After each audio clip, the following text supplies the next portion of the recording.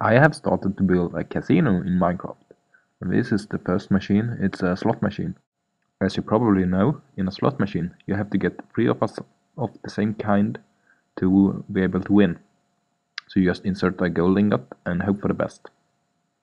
And as you can see, it's quite hard and it's completely random if you win or not win. Also, there are 4 different levels of the prize you can win. So the 3 iron ingots or 3 iron blocks are the lowest price, and then 3 gold. And the second best is the 3 emeralds, and the best one is 3 diamonds, and that's really hard to win. So how it works is when you insert a gold ingot, this is a item recognizer, so it recognizes if it's a gold ingot, and if it is a gold ingot, this comparator will recognize it and send a pulse up here, and the signal goes all up here, and up here we have 3 identical contraptions which are activated by the redstone signal. So what happens is the signal goes through here, and it's a monostable circuit, so it will just get 1 redstone tick sent to this piston, and it's a sticky piston, as you can see, and it will push the block and start this redstone clock, and the redstone clock sends power to this dropper. The dropper inserts items into the hopper, and the hopper can send it back to the dropper. And there is a reason to have 3 droppers. It's basically just to not get the same item twice in a row, because that messes up the machine a little bit.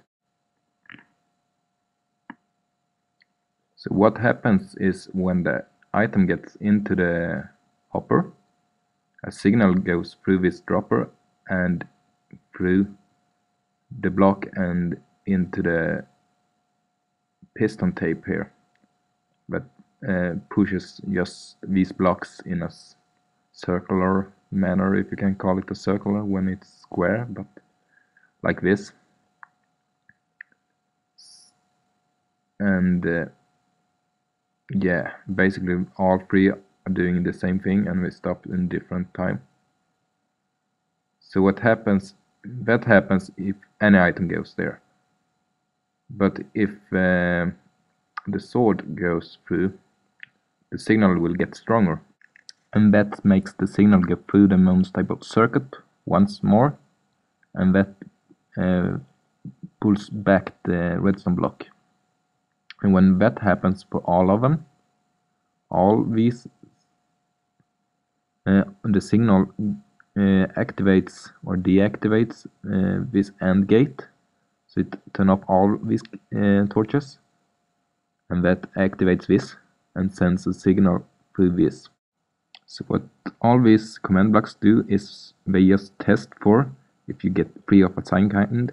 So this row of these 3 test if it's iron blocks there, and if that's the case, all the torches up here will be turned off, because it's an AND gate, and that's the same case with all of them. So what happens when you win, got 3 in a row, all these torches will get turned off, and that makes a signal go through to this, and this basically is a command that places a redstone block. I will show you where, right here, and this activates this redstone clock, and this activates this row of note block, and it also activates this column of droppers, which send your price up. So this is the dropper you get your prize if you win. And but this clock will tick all the time, so we have to remove it after a certain time, and that was this mechanism do. So this is a monostable circuit again, so it sends a signal through, to this block, and this is one of these redstone clocks, or hopper clocks you maybe call them. So I use this one to control for how long the redstone block will activate the column of droppers, and the amount of coal determines that. So this have more coal because it's harder to get that one. But what happens is, as long as the hopper have items, both of them have items in it, the clock will run and that torch is turned off. But as soon as it's turned on again, the redstone block is removed and you won't get any more, and the clock will stop and you won't win anymore. So that's how this works.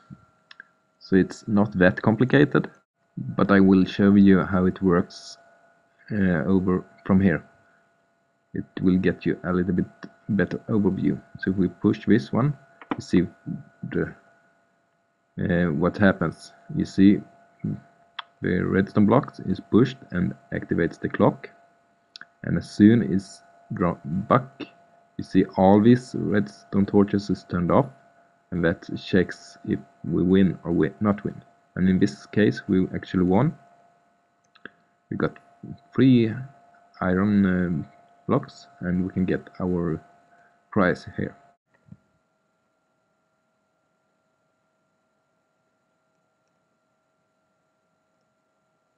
Let's also take a look on how the hopper thing works. So as soon as we get a sword in the dropper, the piston tape stops and the machine stops. So if we do it one more time, and you can see as soon as the sword goes up, you can see the this piston are pushed up and it stops the machine. So if we start it one more time, you can see the sword and it goes up and the machine stops. So that's how it works, and hopefully you could follow, but it's not that complicated if you take a look on each part by its own. But that's it, and hope you enjoyed the video, and thanks for watching.